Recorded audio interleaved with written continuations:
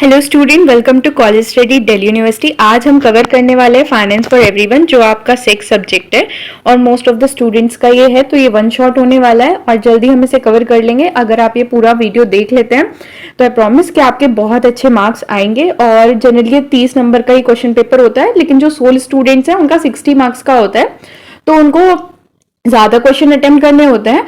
But जो regular students हैं उनको सिर्फ 3 क्वेश्चन अटेम्प्ट करने होते हैं 10-10 मार्क्स के। अगर आपको इस वीडियो के नोट्स चाहिए तो आप हमारा टेलीग्राम चैनल ज्वाइन कर सकते हैं। टेलीग्राम चैनल का लिंक आपको हमारे चैनल की जो पोस्ट है वहां पे मिल जाएगा, या फिर आप कमेंट सेक्शन में लिख दीजिएगा, वहां पे भी आपको लिंक प्रोवाइड कर दिया जाएगा। चलो शुरू करते हैं। सो पहला क्वेश्चन है, analyse the importance of effective financial planning and budgeting in a personal finance, how does it contribute to the achieving financial stability. तो देखो, सबसे पहले समझते हैं फाइनेंशियल प्लानिंग क्या होता है। फाइनेंशियल प्लानिंग का मतलब है कि आप अपने गोल सेट कर रहे हो, फाइनेंशियल रिलेटेड गोल, और स्ट्रैटेजी डेवलप कर रहे हो कि कैसे आपको उन गोल को अचीव करना है। बजट का मतलब क्या है कि कैसे आपको अपने मनी को स्पेंड करना है, मतलब इनकम और एक्सपेंस को मैनेज करते हुए वो आप डिसाइड करते हो, और ये फाइनेंशियल प्लानिंग का सबसेट ही होता है। और ये दोनों मिलके आपको इन्फॉर्म डिसीजन लेने में हेल्प करते हैं। अब इसकी इंपॉर्टेंस क्या है वो समझते हैं। तो सबसे पहले है कि आपको गोल सेट करने में और उन्हें अचीव करने में हेल्प करता है। या आप जो है फाइनेंशियल इसकी प्लानिंग की हेल्प से short term, medium term, long term financial goal को आप सेट कर सकते हो और उन्हें अचीव कर सकते हो। पूरा रोड मैप आपको प्रोवाइड करता है इन्हें अचीव करने का। Then better control over spending.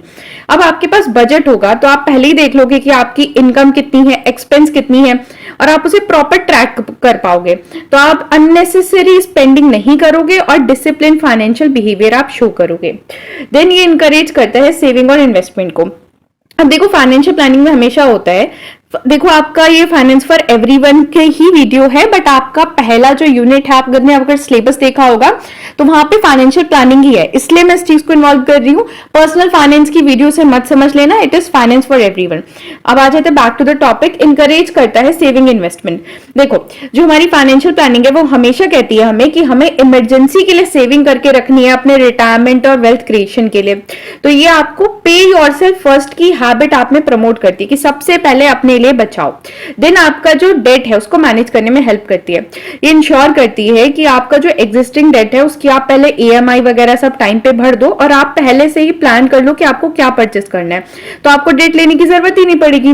Then आपको इमरजेंसी के लिए प्रिपेयर करती है, ये इंश्योर करके कि आप इमरजेंसी फंड आप अपने पास रख रहे हो, और कोई भी फाइनेंशियल पैनिक या डेट की सिचुएशन से आपको बचाती है, अवॉइड करती है। Then optimise tax planning. अब ये इन्वेस्टमेंट करके एग्जेम्पशंस वगैरह दिला के आपकी जो टैक्स के बाद जो इनकम बचती है उसको मैक्सिमाइज करती है। देखो, कई सारी इनकम टैक्स के अंदर भी ना कई सारी प्रोविजन है कि अगर आप इसमें इन्वेस्ट कर दोगे तो आपको इसका डिडक्शन मिल जाएगा 80C वगैरह के अंदर। तो ये आप प्रॉपर प्लानिंग करते हो तो आप कई सारी डिडक्शन लेके आप अपनी जो इनकम है उसे बचा लेते हो। देन ये फाइनेंशियल अवेयरनेस क्रिएट करती है। अगर आपको पता होगा कि कैसे कैसे आप चीजें कर सकते हो, आप फ्रॉड से बचोगे, आपका फाइनेंशियल स्टेटस अच्छा रहेगा, आप अच्छे से डिसीजन ले पाओगे, और फाइनेंशियल इंडिपेंडेंस आपको ये प्रोवाइड करती है। अब आते हैं कि कैसे कंट्रीब्यूट करती है फाइनेंशियल स्टेबिलिटी में। तो आपकी रिड्यूस करती है फाइनेंशियल स्ट्रेस, क्योंकि आपको पहले से अपनी इनकम, एक्सपेंस और सेविंग और रिस्क के बारे में पता होगा, तो आपको कोई दिक्कत ही नहीं होगी। आप प्रॉपर बजटिंग करोगे और इनफ मनी को इफेक्टिवली यूटिलाइज करोगे। देन एक नेट क्रिएट कर देती है सेफ्टी का, क्योंकि आप जो है इमरजेंसी फंड भी रख लेते हो, इंश्योरेंस कवरेज भी रख लेते हो, ताकि अनएक्सपेक्टेड शॉक से आप अपने आप को बचा सको। ये प्रमोट करती है कंसिस्टेंट वेल्थ क्रिएटिंग, क्योंकि आप सिस्टमैटिकली, ये आपको सिखाती है कि कैसे सिस्टमैटिकली सेव करना और इन्वेस्ट करना है ताकि आपकी कैपिटल ग्रो हो। Then help achieving balance lifestyle. अब आप स्पेंडिंग भी कर रहे हो but within a limit, ज्यादा पैसे खर्च नहीं कर रहे हो, और आप अपनी हॉबीज वगैरह को भी ध्यान में रख रहे हो। इसके साथ साथ आप अपने पैसे सेव भी कर रहे हो। तो ये क्या करती है, आपको एक बैलेंस लाइफ स्टाइल प्रोवाइड करती है। इसका रियल लाइफ एग्जाम्पल मैंने यहाँ पे अटैच किया है, आप इसे रोक के वीडियो देख सकते हैं। देन आ जाते हैं अब हमारा question number 2, explain the role of Indian post office in facilitate the financial inclusion through the various. तो इंडियन पोस्ट ऑफिस का क्या रोल है ताकि फाइनेंशियल इंक्लूजन में, तो फाइनेंशियल इंक्लूजन समझते हैं। फाइनेंशियल इंक्लूजन का मतलब होता है कि हर किसी को अफोर्डेबल फाइनेंशियल प्रोडक्ट और सर्विसेज प्रोवाइड करना, मतलब सब जो है इजिली एक्सेस कर पा रहे बैंकिंग, सेविंग, इंश्योरेंस, क्रेडिट वगैरह की सर्विस, रूरल एरिया में भी और अंडर डेवलप्ड एरिया में भी। और इंडियन पोस्ट ऑफिस का इतना बड़ा नेटवर्क है ना कि ये बहुत अच्छे से फाइनेंशियल इंक्लूजन को प्रमोट करता है। अब इन्होंने क्या क्या काम किया है वो हम देखते हैं। तो सबसे पहले है इंडियन पोस्ट पेमेंट बैंक। 2018 में आपका बैंक आपके द्वार करके एक स्कीम आई थी जिसका एम था कि बेसिक फाइनेंशियल सर्विस प्रोवाइड की जाए, जैसे saving, money transfer, direct benefit, mobile banking. इससे क्या हुआ कि डोर स्टेप पे बैंकिंग सर्विसेज आ गई, जिसकी वजह से जो अनबैंक पॉपुलेशन थी या फिर विलेजर्स या रिमोट एरिया थे उन लोगों को भी बैंकिंग सर्विस प्रोवाइड होगी। दूसरी पोस्ट ऑफिस सेविंग बैंक। ये ना वेरियस तरीके के स्मॉल सेविंग स्कीम्स थी जो गवर्नमेंट ने प्रोवाइड की थी, ताकि गवर्नमेंट ने इस पे इंटरेस्ट रेट भी प्रोवाइड किया था ताकि ज्यादा से ज्यादा लोग सेविंग करें। और ये सेविंग अकाउंट क्रिएट करती थी, रिकरिंग, टाइम डिपॉजिट, ये सारे अकाउंट क्रिएट करती थी। इसका एम था कि जो स्मॉल इनकम ग्रुप है और जो फार्मर्स है उनके अंदर सेविंग की हैबिट लेके आना, हैबिट ऑफ सेविंग क्रिएट करना। Then money transfer and remittance service. देखो, domestic money remittance as well as international remittance लाया गया ताकि जो भी माइग्रेंट्स है, जो भी माइग्रेंट्स वर्कर है, रूरल फैमिली है, बाहर रहती हैं, उन्हें इससे इजिली पैसा रिसीव किया जाए और उन्हें इजिली पैसा भेज दिया जाए। Then direct benefit transfer. इससे इंश्योर किया गया कि गवर्नमेंट रिलेटेड जो भी सब्सिडी वेलफेयर पेमेंट आ रहे हैं वो डायरेक्टली बेनिफिशियर के अकाउंट में आए। Then post life insurance and rural post life insurance. इसका एम था कि low cost life insurance services provide की जाए रूरल एरिया में, रूरल पॉपुलेशन को, जैसे फार्मर, लेबर या वुमेन्स वगैरह। Financial literacy initiative. इसके साथ साथ पोस्ट ऑफिस अवेयरनेस कैंपेन भी चलाता है ताकि वो एजुकेट कर सके पीपल्स को regarding saving, insurance and digital banking. ठीक है। देन इसके कुछ फीचर्स दे रखे हैं, आप रोक के वीडियो पढ़ लेना। रियल लाइफ एग्जांपल भी मैंने इसमें अटैच किया है, आप इसे यहाँ पे रोक के और पढ़ सकते हैं। Then conclusion. Next come to the topic, what are the implication of adopting a digital wallet of everyday transaction in India. अब डिजिटल वॉलेट क्या होता है? देखो, डिजिटल वॉलेट एक ऑनलाइन सर्विस है या ऐप है जिसके हेल्प से आप मनी को इलेक्ट्रॉनिकली स्टोर कर सकते हो और स्मार्टफोन और कंप्यूटर की हेल्प से कहीं भी पेमेंट कर सकते हो, जैसे पेटीएम, फोन पे, गूगल पे, अमेजॉन पे, ये सारे आपके डिजिटल वॉलेट। अब इससे क्या होता है कि आप कन्वीनियंस और स्पीडी ट्रांसफर कर सकते हो, मतलब कहीं से भी पेमेंट कर सकते हो। ये कैशलेस इकोनॉमी को प्रमोट करता है, मतलब कि आपको फिजिकल करेंसी की अब जरूरत ही नहीं है, आप आराम से कहीं भी पेमेंट कर सकते हो। Then financial inclusion. जो सैमी रूरल एरिया है ना, उनको भी अब डिजिटल पेमेंट, आप देखते हो ना गांव में जाके वहां भी आपको क्यूआर मिल जाता है। डिजिटल पेमेंट प्रोवाइड किया है ताकि वो लोग भी इंक्लूजन में आ सके। और इन वॉलेट्स को अब यूपीआई और आधार बेस्ड ट्रांसफर से सपोर्ट किया गया है और ये कई सारी लैंग्वेज में अब आ जाता है। Then secure transaction, 2 factor authentication और बायोमेट्रिक वेरिफिकेशन लगाई गई है ताकि better physical cash physical cash transfer करे बगैर सर्विस प्रोवाइड कर सको। Then record keeping and budgeting. अब आप ना जब भी ट्रांजैक्शन करते हो ना तो उसका रिकॉर्ड आपकी पेटीएम वगैरह की हिस्ट्री में आता ही है, तो प्रॉपर आपका रिकॉर्ड उसके अंदर रहता है। Then offer the reward. अब कई बार आपको कैशबैक, डिस्काउंट, ऐसे लॉयलिटी पॉइंट्स भी मिलते हैं ताकि जो स्मॉल बिजनेसमैन है वो ज्यादा से ज्यादा डिजिटल प्लेटफॉर्म का यूज करे। Then contactless transaction. अब पोस्ट कोविड का ये इंपैक्ट है। कॉन्टेक्टलेस ट्रांजेक्शन मतलब फिजिकल कॉन्टेक्ट की जरूरत ही नहीं है पेमेंट करते टाइम, बिल्कुल सेफ पेमेंट आप कर सकते हो हेल्थ इमरजेंसी के टाइम भी। देन अब इसके कुछ रिस्क भी है। पहला रिस्क सिक्योरिटी का है कि भाई हैक हो सकता है, फिशिंग, डेटा ब्रीच हो सकते हैं। Then digital literacy gap. अब जो हमारी जो एल्डर पॉपुलेशन है ना और रूरल पॉपुलेशन, उनको ना इन ऐप के बारे में पता नहीं है, चलाते कैसे है वो लोग बहुत कंफ्यूज रहते हैं। तो this is the digital literacy gap, dependency on internet and smartphone. अगर तुम्हारा नेटवर्क खराब है या फिर तुम्हारी फोन की बैटरी डाउन है और तुम्हारे पास कैश नहीं है तो वो बहुत गंदी सिचुएशन होती है, बिकॉज तुम पेमेंट कर ही नहीं सकते और तुमने कहीं पे सामान लेके चिप्स लिया, खोल के खाना शुरू कर दिया, पेमेंट करने गए और वो चल ही नहीं रहा है। आई होप सबने फेस की होगी 1-2 बार ये सिचुएशन, तो यही सबसे बड़ी दिक्कत है। Then privacy concern. अब इतने सारे लोगों का आप कंटिन्यूअसली डेटा कलेक्ट करो, प्राइवेसी तो कंसर्न होगा ही ना। Technical glitches. कई बार बैंक आता है कि सर्वर डाउन, टेक्निकल ग्लिचेस आ सकते हैं। And limited acceptance in some area. अब कुछ जो बिल्कुल रिमोट एरिया है ना और जो स्मॉल वेंडर्स हैं वो लोग इन्हें यूज ही नहीं करते, मतलब अभी तक यूनिवर्सल अडॉप्टेशन एक चैलेंज बन के रह गया। Government regulation and support. अब गवर्नमेंट ने क्या किया है, देखो आरबीआई ने गाइडलाइन इशू करी है और जो डेटा प्रोटेक्शन बिल आया है ना उसका एम है कि डिजिटल ट्रांजैक्शन को सिक्योरली किया जा सके। देन यूपीआई ने एनपीसीआई एक one of the safest most widely used system इन्होंने सेटअप किया है जो ग्लोबली यूज किया जाता है। देन आ जाते हैं next topic, define a mutual funds and explain the different category of mutual funds. Mutual funds क्या होता है? देखो म्यूचुअल फंड्स में क्या होता है कि एक मैं बड़ी इन्वेस्टर हूं और मेरे पास नॉलेज है कि मुझे कहाँ पैसा लगाना है प्रॉपर, बट आप छोटे इन्वेस्टर हो, आपके पास बहुत छोटा पैसा है और आपको नॉलेज भी नहीं है, तो मैं क्या करूंगी, ऐसे छोटे छोटे कई सारे इन्वेस्टर्स से पैसा कलेक्ट करूंगी और क्योंकि मेरे पास नॉलेज, एफिशिएंसी सब है और मैं पैसा लगा दूंगी।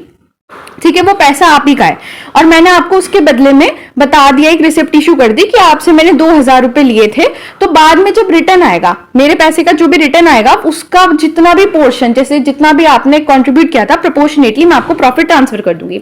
यही होता है म्यूचुअल फंड्स। आप इसकी डेफिनेशन पढ़ लेना, यही होता है म्यूचुअल फंड्स। ऐसा ही करते हैं म्यूचुअल फंड्स में, और ये पैसा लगाते हैं stock, bond, money market instruments में, और इसे प्रोफेशनल फंड मैनेजर्स हैंडल करते हैं। की फीचर्स क्या है कि इन्वेस्टमेंट कई सारी जगह होती है तो डिवर्सिफाई हो जाता है, रिस्क रिड्यूस हो जाता है। प्रोफेशनल मैनेजमेंट मतलब प्रोफेशनल्स लोग इसे मैनेज करते हैं। लिक्विडिटी, म्यूचुअल फंड्स जो इजीली रिडीम किया जा सकता है, इसे रेगुलेट करता है SEBI और अफोर्डेबल, मतलब आप बहुत छोटे अमाउंट से भी SIP शुरू कर सकते हो। कैटेगरी क्या है म्यूचुअल फंड्स की? तो सबसे पहले structure based open and mutual funds, मतलब कभी भी बाय करो कभी भी सेल करो, कोई फिक्स्ड मेच्योरिटी भी नहीं है। क्लोज एंड, आपकी फिक्स्ड मेच्योरिटी पीरियड में ही आप इसे बाय सेल कर सकते हो, जैसे 3 to 5 ईयर में। इंटरवल फंड, मतलब ये ना कॉम्बिनेशन है ओपन एंड और क्लोज एंड म्यूचुअल फंड्स का। ट्रांजेक्शन सिर्फ कुछ स्पेसिफिक इंटरवल में अलाउड होती है। बस क्लोज एंड में क्या होता है, पूरी फिक्स मेच्योरिटी की, जब तक पूरी फिक्स मेच्योरिटी नहीं होती आप जो है इसे सेल नहीं कर सकते, ऐसा रहता है। देन आ जाते हैं based on asset class. Asset class के बेस पे इक्विटी म्यूचुअल फंड, जब आप स्टॉक्स कंपनी की इक्विटी में इन्वेस्ट करते हो, बट इसमें रिस्क बहुत ज्यादा रहता है। देन डेट म्यूचुअल फंड क्या होता है, इसमें रिस्क कम रहता है क्योंकि आपको फिक्स्ड इनकम सिक्योरिटी मिलती है, जैसे बॉन्ड, डिवेंचर्स, गवर्नमेंट का, और ये इक्विटी से तो सेफर ही रहता है। देन हाइब्रिड फंड, ये मिक्स होता है इक्विटी और डेट इंस्ट्रूमेंट का, और रिस्क और रिटर्न बिल्कुल बैलेंस रहता है। Then money market mutual funds, यहाँ शॉर्ट टर्म इंस्ट्रूमेंट में आप इन्वेस्ट करते हो, ठीक है, जैसे ट्रेजरी बिल, कमर्शियल पेपर, और रिस्क यहाँ कम रहता है, ठीक है। और अगर आपके पास थोड़े से टाइम के लिए पैसा है ना, तो फिर ये बिल्कुल ठीक है। गोल्ड म्यूचुअल फंड्स, यहाँ पे आप गोल्ड या गोल्ड रिलेटेड एसेट में इन्वेस्ट करते हो, और ये आपको तब बेनिफिट करता है जब गोल्ड प्राइस का जो मूवमेंट है ज्यादा ऊपर जा रहा हो या नीचे आ रहा हो। इंडेक्स म्यूचुअल फंड में क्या होता है कि आप मार्केट इंडेक्स के बेसिस पे इसमें इन्वेस्ट करते हो, जैसे मार्केट की इंडेक्स अगर ऊपर जाएगी तो आपका पैसा बढ़ेगा, उस चीज से ये होता है। देन इंटरनेशनल फंड, अगर आपको फॉरेन मार्केट में इन्वेस्ट करना है तो आप इंटरनेशनल फंड में जाते हो। Then based on investment option भी कई सारे, जैसे ग्रोथ फंड, इसमें क्या होता है आप कैपिटल के एप्रिसिएशन के लिए इन्वेस्ट करते हो, जनरली ये इक्विटी में होता है और ये लॉन्ग टर्म इन्वेस्टर्स के लिए ठीक होता है। रेगुलर फंड, वो इनकम फंड तब होता है जब आप ना रेगुलर इनकम चाहते हो कि आपने कुछ पैसे कर दिए हैं और आपको रेगुलर इनकम मिलती रहे, रेगुलर रिटर्न आता है। जनरली ये बॉन्ड होता है, बॉन्ड या डेट इंस्ट्रूमेंट वगैरह। टैक्स सेविंग फंड, यहाँ पे आप क्या करते हो, इन्वेस्ट करते हो ताकि आप टैक्स बेनिफिट ले सको under the section 80C of the income tax act. Liquid fund क्या होता है, बहुत छोटे टाइम के लिए, वेरी शॉर्ट टर्म इंस्ट्रूमेंट, और ये लॉन्ग टर्म, इसकी लिक्विडिटी भी बहुत ही शॉर्ट टर्म होती है, मतलब शॉर्ट टर्म नीड के लिए आप इसमें इन्वेस्ट कर देते हो। देन ये पूरा चार्ट इसमें बना हुआ है, देख के रोक के देख लेना अच्छे से, कंक्लूजन। देन आ जाते हैं हमारे next topic, KYC, debit card, credit card and SIP। अब पहले पढ़ते हैं KYC। KYC का मतलब है नो योर कस्टमर, एक स्टैंडर्ड प्रोसेस है जो बैंक और फाइनेंशियल इंस्टीट्यूशन फॉलो करते हैं ताकि वो वेरीफाई कर सके आइडेंटिटी और एड्रेस कस्टमर का, कोई भी उससे फाइनेंशियल रिलेशनशिप रखने से पहले, मतलब कुछ भी बेनिफिट प्रोवाइड करने से पहले आपकी आइडेंटिटी और एड्रेस को वेरीफाई करने के लिए यूज किया जाता है। ये रिजर्व बैंक ने बनाया ताकि वो मनी लॉन्ड्रिंग और ये आइडेंटिटी थेफ्ट, फाइनेंशियल फ्रॉड या टेररिस्ट फाइनेंसिंग से बच सके। अब इसका की एलिमेंट क्या है कि सबसे पहले आपको आइडेंटिटी प्रूफ देना होता है, जैसे पैन कार्ड, आधार कार्ड, पासपोर्ट, फिर एड्रेस प्रूफ देना होता है, उसमें आपका इलेक्ट्रिसिटी बिल, टेलीफोन, फिर रीसेंट का पासपोर्ट साइज फोटो देना होता है। अब इसका इंपॉर्टेंस क्या है कि ट्रस्ट और ट्रांसपेरेंसी रखता है कस्टमर और इंस्टीट्यूशन के बीच में। कोई भी फेक या फ्रॉडलेंट अकाउंट अब ओपन नहीं हो सकता, और इलीगल और सस्पिशियस ट्रांजैक्शन पे बिल्कुल कड़ा के नजर रखता है। ये किस किस के लिए रिक्वायर्ड है, अगर आपने सेविंग या फिर करंट अकाउंट खोलना है, अगर आपने इन्वेस्टमेंट करनी है म्यूचुअल या स्टॉक फंड में, आपको लोन लेना है या परचेस करनी है कोई इंश्योरेंस। देन आ जाता है क्रेडिट और डेबिट कार्ड। देखो क्रेडिट और डेबिट कार्ड दोनों ही डिजिटल प्लास्टिक कार्ड हैं, कैशलेस ट्रांजेक्शन के लिए यूज किए जाते हैं, बट इनके फंक्शन अलग है। क्रेडिट कार्ड में क्या होता है कि आपके पास पैसा बैंक अकाउंट में नहीं है, बट आप बोरो कर सकते हो एक सर्टेन लिमिट तक, सर्टेन क्रेडिट लिमिट तक, और बाद में आप इसे रीपे कर देते हो और इस पे इंटरेस्ट चार्ज होता है अगर आप डिले पेमेंट करते हो तो। डेबिट कार्ड क्या होता है, डायरेक्टली आपके बैंक अकाउंट से लिंक होता है, जितना पैसा आपके बैंक अकाउंट में है वो उतना ही यूज कर सकते हो, और जैसे ही आपने कार्ड स्वैप किया आपका बैंक अकाउंट से पैसा डिडक्ट हो जाएगा। कोई बोरिंग इसमें नहीं होती, तो कोई इसमें इंटरेस्ट वगैरह नहीं लगता। ये पूरी कंपैरिजन टेबल है दोनों के बीच में, सिंपल कंपैरिजन लिखा है, you can stop and read it. Then आ जाता है एसआईपी। एसआईपी का मतलब होता है सिस्टमैटिक इन्वेस्टमेंट प्लान। इसमें ये जनरली म्यूचुअल फंड्स में होती है, जहां पे आप हर फिक्स्ड पीरियड के टाइम पे, हर महीने और क्वार्टरली भी हो सकता है, कुछ भी हो सकता है, हर फिक्स्ड रेगुलर इंटरवल के टाइम पे कुछ पैसा इन्वेस्ट करते हो। एक साथ पैसा ना देके जैसे हर महीने आप 100 रुपए दे रहे हो, ठीक है। ये आइडल होता है नए इन्वेस्टर्स के लिए, सैलरी इंडिविजुअल्स के लिए, जिनके पास एकदम से पैसा नहीं आता। की फीचर्स क्या है कि आपको रेगुलर इन्वेस्टमेंट करनी होती है। रुपए कॉस्ट एवरेजिंग, मतलब more unit when market are low, fewer when higher, मतलब कॉस्ट इसकी ऊपर नीचे होती रहती है। पावर ऑफ कंपाउंडिंग, मतलब जैसे जैसे आपका पैसा रहता है ना, वो कंपाउंड इंटरेस्ट उस पर लगता रहता है। फ्लेक्सिबल और कन्वीनियंट रहता है, कभी भी स्टार्ट करो, कभी भी शुरू करो, कभी भी रोक दो। कोई don't need to the time the market, मतलब आपको ना रेगुलरली मार्केट को ऐसे देखने की जरूरत नहीं है, क्योंकि आप तो रेगुलरली इन्वेस्ट कर रहे हो। मार्केट तो उसे देखना पड़ेगा जो मतलब ऐसे इक्विटी वगैरह में लगा रहा होगा। गोल बेस्ड प्लानिंग, अब एसआईपी जो है ना वो प्लान करता है आपको रिटायरमेंट में, एजुकेशन, चिल्ड्रन, ये सब में प्लान करने में हेल्प करता है। टाइप ऑफ एसआईपी क्या है, इक्विटी, जब आप इक्विटी में लगाते हो, डेट जब आप लो कॉस्ट डेट इंस्ट्रूमेंट में लगाते हो, और हाइब्रिड दोनों मिक्स होता है। एग्जांपल मैंने यहाँ पे इलस्ट्रेट कर रखा है, रोक के पढ़ लेना। What do you understand by the डीमेटेरियलाइजेशन and how the debit account is the process of holding the trading share.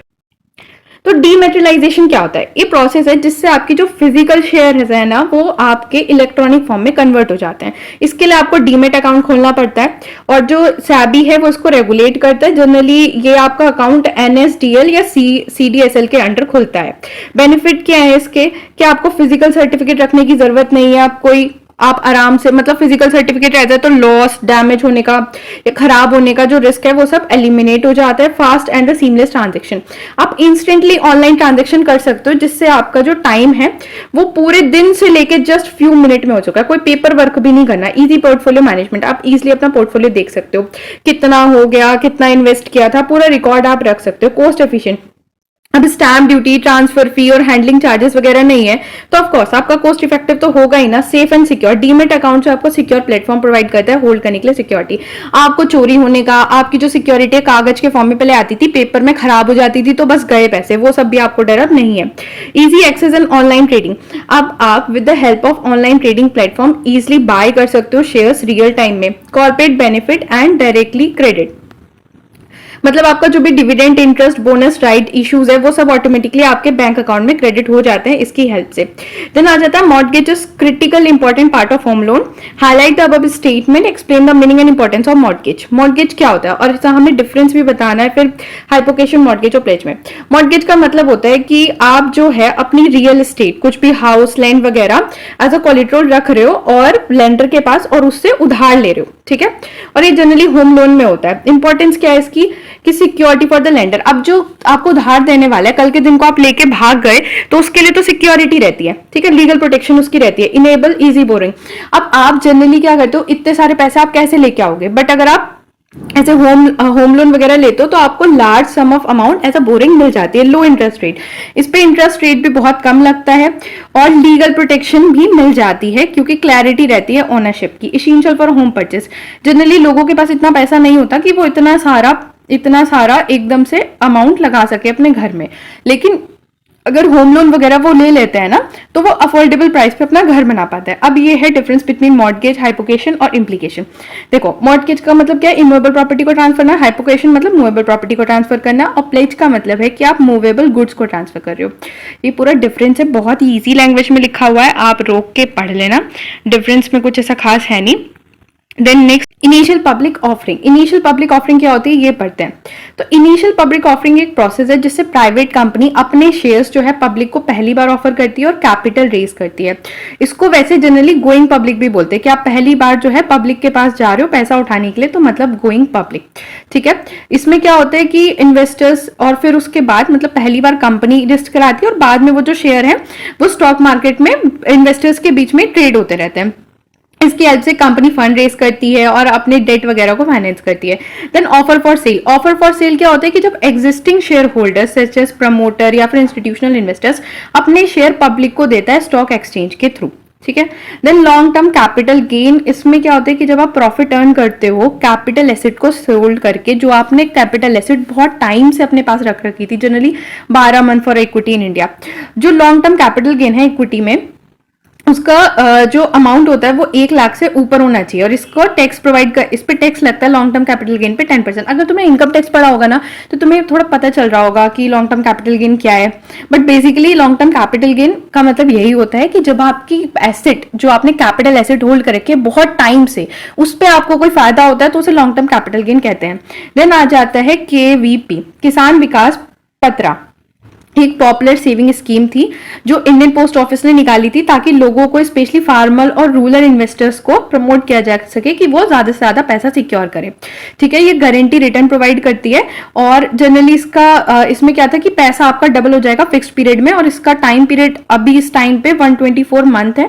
इसके की फीचर्स क्या थे कि नॉन ट्रांसफरेबल है, ऐसा नहीं कि आज आपके नाम पे कल किसी और के नाम पे, मिनिमम इन्वेस्टमेंट आपको 1000 की करनी पड़ती है और मैक्सिमम की कोई लिमिट नहीं है।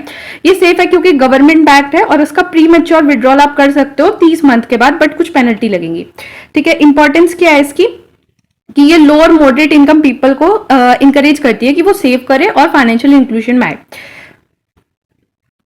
देन आ जाता है सेकेंडरी मार्केट। सेकेंडरी मार्केट हमारा फाइनेंशियल मार्केट है उन सिक्योरिटीज का जो प्रीवियसली हमारे स्टॉक एक्सचेंज में आ चुकी हैं और अब इन्वेस्टर्स उन्हें खुद से सोल्ड करें। देखो, जब पहली बार सिक्योरिटी इशू की जाती है तो प्राइमरी मार्केट में की जाती है और कंपनी के द्वारा ऑलरेडी इशू करी हुई सिक्योरिटी को जब दोबारा इशू किया जाता है या दोबारा बेचा जाता है तो उसे सेकेंडरी मार्केट में किया जाता है। अब की फीचर्स क्या है कि ये लिक्विडिटी प्रोवाइड करते हैं, जो ऑलरेडी एग्जिस्टिंग सिक्योरिटी है उनको बाय सेल करके लिक्विडिटी प्रोवाइड करते हैं और ये प्राइस डिस्कवरी में हेल्प करते हैं क्योंकि ये डिमांड और सप्लाई कैसे चल रहा है, मतलब कितनी डिमांड है सिक्योरिटी की और सप्लाई कितनी है, उसके बेसिस पे कितना प्राइस होगा वो डिटरमाइन करते हैं। इसका कोई डायरेक्ट इंपैक्ट इश्यूअर पे नहीं पड़ता क्योंकि इसमें क्या होता है कि जो इन्वेस्टर्स हैं उनके बीच में ही ये ट्रांजैक्शन होता है। एग्जांपल जैसे बॉम्बे स्टॉक एक्सचेंज में या नेशनल स्टॉक एक्सचेंज में होता है। इसकी इंपॉर्टेंस यही है कि इन्वेस्टमेंट जो है वो बढ़ाते हैं, एग्जिस्टिंग रूट है, और ट्रांसपेरेंसी भी बढ़ाते हैं, वैल्यूएशन करते हैं सिक्योरिटी का, इकोनॉमिक ग्रोथ को प्रमोट करते हैं। देन आ जाता है रिवर्स मॉर्गेज। रिवर्स मॉर्गेज एक स्पेशल टाइप का होम लोन है जो अवेलेबल है सीनियर सिटीजन के लिए, जो अलाउ करता है कि instead of paying a loan, मतलब लोन मत पे करो बट अपने होम का थोड़ा सा पार्ट कैश में कन्वर्ट कर लेता है, मतलब अपने होम की थोड़ी सी ओनरशिप किसी को ट्रांसफर करके और उसे कैश में कन्वर्ट कर लेना, ठीक है। इसकी एलिजिबिलिटी क्या है कि आप जो है 60 साल के उससे अबव होने चाहिए। आपको लोन जो है वो रीपे तभी करना है जब आपका घर बिकेगा या आप हमेशा के लिए चले जाते हो। इसका एम यही है कि जो सीनियर सिटीजन है ना उनको बिना अपना घर किसी को दिए एक रेगुलर इनकम आती रहे, ठीक है। ये हेल्प करता है सीनियर सिटीजन्स की official security, independence in retirement और प्रिवेंट करता है कि कोई भी कि उन्हें अपना घर बेचना ना पड़े अपनी फाइनेंशियल कॉन्स्ट्रेंट की वजह से। तो आ जाता है ओवरड्राफ्ट फैसिलिटी। ओवरड्राफ्ट फैसिलिटी जो है वो बैंक प्रोवाइड करती है बैंक होल्डर को कि आपके पास जितना पैसा है ना उससे ज्यादा अमाउंट आप बोरो कर सकते हो, उसे कहते हैं ओवरड्राफ्ट फैसिलिटी। आपके बैंक अकाउंट में अगर 40,000 रुपए है और आपको जरूरत है तो आप 50,000 रुपए निकाल सकते हो, लेकिन ये सारे बैंक अकाउंट के लिए नहीं होता, कुछ एसेंशियल बैंक, कुछ इंपॉर्टेंट बैंक अकाउंट्स के लिए ही होता है। देखो मैक्सिमम इसकी जो लिमिट है वो बैंक सेट करता है कितनी होगी। इंटरेस्ट इस पे चार्ज होता है सिर्फ उतना अमाउंट पे जो आपने विड्रॉ कर लिया है। रिपेमेंट आपको करना पड़ता है, किसी भी टाइम आप इसे रीपे कर दो। पर्पस होता है कि आप टेम्परेरी कैश आपके पास नहीं है तो उसे पूरा करो। देखो जैसे कि आप कस्टमर था, उसके पास 10,000 थे बैंक अकाउंट में, उसने ओवरड्राफ्ट लिमिट थी उसकी 5,000 की, तो उसने विड्रॉ किए टोटल। हाँ तो देखो एक कस्टमर था जिसके बैंक अकाउंट में 10,000 रुपए थे, उसका जो अकाउंट की ओवरड्राफ्ट लिमिट थी वो 5,000 की और थी, ठीक है, और वो मैक्सिमम 15,000 तक बोरो कर सकता था टोटल अमाउंट। अब उसने अगर से 5,000 ही बोरो किया एक्सेस में तो उसी पे इंटरेस्ट लगेगा, पूरे पे नहीं लगेगा, ठीक है। इसकी इंपॉर्टेंस आप रोक के पढ़ लेना। बोनस शेयर क्या होता है? बोनस शेयर का मतलब होता है जब कंपनी अपने एग्जिस्टिंग शेयर होल्डर्स को फ्री में जितने नंबर ऑफ शेयर उनके पास अभी हैं उस बेसिस पे शेयर्स अलॉट करती हैं, ठीक है। इसकी कोई कॉस्ट नहीं लेती, ये बस इसलिए होता है कि उनको इंक्रीज कर, एक तो लिक्विडिटी इंक्रीज करने के लिए और अपना मार्केट प्राइस एडजस्ट करने के लिए, ठीक है। और ये कंपनी की पेड अप कैपिटल तो इंक्रीज कर देता है, बट जो ओवरऑल वैल्यू रहती है शेयर की जो इन्वेस्टर्स के पास है वो सेम ही होती है। इंपॉर्टेंस क्या है कि ये सिग्नल देता है कंपनी को कॉन्फिडेंट होने के लिए कि वो प्रॉफिटेबल है। फिर इन्वेस्टर्स को इंकरेज करते हैं कि वो ज्यादा से ज्यादा लॉन्ग टाइम तक उनके शेयर्स होल्ड करके रखें, और मार्केटेबिलिटी जो है ना शेयर्स की वो भी बढ़ाता है उनके प्राइस को कम करके। देन आ जाता है नेक्स्ट क्वेश्चन। अब हमें यहाँ बैंक के बारे में बताना है। तो पहले हमारे पास आता है सेविंग बैंक। सेविंग बैंक एक मतलब सेविंग अकाउंट जो है उसमें क्या होता है कि आप पैसे डालते हो और इंडिविजुअल के लिए मनी सेव करने के लिए होता है जनरली, ठीक है। उसके बाद उस पर आपको इंटरेस्ट भी मिलता है, बट आपकी विड्रॉल लिमिट लिमिटेड है। आप एक टाइम में कितनी बार विड्रॉल कर सकते हो और मिनिमम बैलेंस आपको मेंटेन करना रहता है। अगर आप मिनिमम बैलेंस से कम अमाउंट आपका चला जाता है, आप पे चार्जेस पे करने होते हैं। करेंट अकाउंट जो है ना वो बिजनेसमैन के लिए होता है, जनरली बड़े बड़े बिजनेसमैन फर्म के लिए। हाई वैल्यू ट्रांजेक्शन इसमें होते हैं और इसकी कोई भी लिमिट नहीं होती, कितनी बार विड्रॉल करो, कितनी बार पैसे निकालो। इसमें ओवरड्राफ्ट फैसिलिटी भी प्रोवाइड की जाती है, बट इनका मिनिमम बैलेंस कितना होना चाहिए वो सेविंग अकाउंट से ज्यादा होता है और ये बिजनेसमैन के लिए बहुत ही जरूरी होते हैं। देन पढ़ते हैं प्रीफरेंस शेयर के बारे में। तो प्रीफरेंस शेयर एक तरह का शेयर्स है जो प्रीफरेंशियल राइट आपको प्रोवाइड करता है ओवर द इक्विटी। मतलब क्या होता है कि जो इक्विटी शेयर होल्डर्स है ना उससे ज्यादा इंपॉर्टेंस प्रीफरेंस शेयर होल्डर्स को दी जाती है, इसीलिए इनका नाम भी प्रीफरेंस शेयर होल्डर है। इनको डिविडेंड जो है ना वो भी इक्विटी शेयर होल्डर से पहले प्रोवाइड किया जाता है, यूजुअली फिक्स रेट पे नहीं प्रोवाइड किया जाता है। और कंपनी का प्रॉफिट कितना भी हो बट इन्हें फिक्स डिविडेंड दे दिया जाता है। इक्विटी शेयर होल्डर से ज्यादा इन्हें प्रायोरिटी दी जाती है हर चीज में, डिविडेंड डिस्ट्रीब्यूशन में भी, और जब कैपिटल सबकी वापस कर रहे हो तो तब भी। लेकिन प्रीफरेंस शेयर होल्डर्स के पास वोटिंग राइट नहीं होता, ठीक है। उसके बाद आ जाता है रिकरिंग डिपॉजिट। रिकरिंग डिपॉजिट क्या होती है? टर्म डिपॉजिट होती है। मतलब आप ना बैंक के पास हर साल कुछ अमाउंट डिपॉजिट करते रहते हो रेगुलर बेसिस पे, और ये पूरा फिक्स्ड अमाउंट बन जाता है। मतलब आप इसे किसी भी टाइम विड्रॉ नहीं कर सकते, और ये इंकरेज करते हैं कि आप रेगुलरली सेव करो। इसका इंटरेस्ट आपको कंपाउंड होता है, मतलब कंपाउंड इंटरेस्ट प्रोवाइड किया जाता है क्वार्टरली या एनुअली बेसिस पे। इसका टेन्योर है 6 महीने से 10 साल तक का, और डिपोजिटर जो है वो principal plus interest at maturity मतलब उसको वापस मिलता है। अब पढ़ते हैं इंटरनेट बैंकिंग के बारे में, उसकी एडवांटेज एंड डिसएडवांटेज। देखो, इंटरनेट बैंकिंग को ऑनलाइन बैंकिंग या ई बैंकिंग भी कहा जाता है। ये सर्विस होती है जो बैंक प्रोवाइड करती है ताकि कोई भी बंदा फाइनेंशियल ट्रांजैक्शन कर सके इंटरनेट की हेल्प से कहीं से भी। अब इसका एडवांटेज क्या होता है कि कन्वीनियंस, आप किसी भी टाइम कहीं से भी से कर सकते हो, टाइम सेव। अब आपको कहीं जाने की जरूरत नहीं होती बिल पे करने के लिए। फोन उठाया, देखा बिल कितना है, अकाउंट में पैसे देखे, पे कर दिया। और ये 24 घंटे खुली रहती है। ऐसा नहीं है कि भाई आज 12 बज रहे हैं तो अब ये इतने टाइम से इतने टाइम तक खुली रही, कभी भी। कोस्ट इफेक्टिव होती है क्योंकि पेपर वर्क तो आपका खत्म हो गया है ना ही आपको पोस्टेज ना एडमिनिस्ट्रेशन कॉस्ट भी नहीं देनी पड़ती, और आप इजिली देख पाते हो। किसी भी टाइम आप अपना बैंक अकाउंट का बैलेंस देख सकते हो, कौन सा बिल पे कर दिया वो भी सब आप देख सकते हो, और बहुत सारी और ये सर्विसेज प्रोवाइड करता है। डिसएडवांटेज क्या है? सिक्योरिटी रिस्क, कि साइबर थ्रेट है, हमारी हैकर फिशिंग हो सकती है, आइडेंटिटी थेफ्ट होता है, टेक्निकल प्रॉब्लम कभी कभी आ जाती है, मानते हैं। डिजिटल लिटरेसी रिक्वायर्ड, अब बहुत सारे लोगों को ना पता ही नहीं है, खासकर जो हमसे बड़ी जनरेशन्स है उनको पता ही नहीं कैसे यूज करना है। दे पीपल्स आर कंफ्यूज, तो यही सबसे बड़ी दिक्कत है। और आजकल जो फ्रॉड और स्कैम चल रहे हैं उसे हम कैसे भूल सकते हैं? तो वही सारी प्रॉब्लम क्रिएट कर रहे हैं। लिमिटेड फाइनेंशियल ट्रांजेक्शन, अब फेस टू फेस आपका इंटरेक्शन तो होता नहीं है, तो जो आपकी बड़ी प्रॉब्लम है ना उन्हें रिजॉल्व करने में बहुत ज्यादा दिक्कत आती है। देन आपका नेक्स्ट क्वेश्चन आ जाता है वेरियस सिक्योरिटी मार्केट के बारे में। सिक्योरिटी मार्केट क्या होता है? वो सिक्योरिटी मार्केट मतलब कैपिटल मार्केट, जहां मतलब क्या होता है कि बायर और सेलर फाइनेंशियल सिक्योरिटीज को बाय और परचेस करते हैं, उसे सिक्योरिटी मार्केट कहते हैं। सिक्योरिटी कौन सी? जैसे बॉन्ड, स्टॉक, डिबेंचर्स, डेरिवेटिव। ये कंपनी को हेल्प करते हैं कि कंपनी जो है या फिर गवर्नमेंट अपने लिए फंड रेज कर सके, लोगों को अपने शेयर्स प्रोवाइड करके। अब कितने तरह के होते हैं? तो ब्रॉडली 2 मेन सेक्टर में है। प्राइमरी मार्केट, जब पहली बार सिक्योरिटी इशू की जाती है ना तो प्राइमरी मार्केट में की जाती है, और यहाँ पे कंपनियां गवर्नमेंट इशू करती है ताकि वो फ्रेश कैपिटल अपनी पैसा उठा सके। जनरली यहाँ पे क्या इशू होता है? Initial public offering, follow up public offering, और यहाँ पे बड़ी बड़ी कंपनी, अंडर राइटर्स, रेगुलेटर्स ही इसके पार्टिसिपेंट्स होते हैं।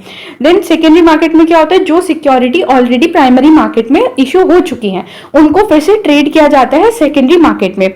इसका एम होता है कि ऑलरेडी एग्जिस्टिंग सिक्योरिटी को लिक्विडिटी प्रोवाइड कर सके।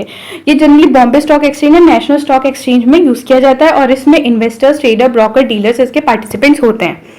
नेक्स्ट क्वेश्चन है describe a unit linked insurance plan different from the mutual fund investment.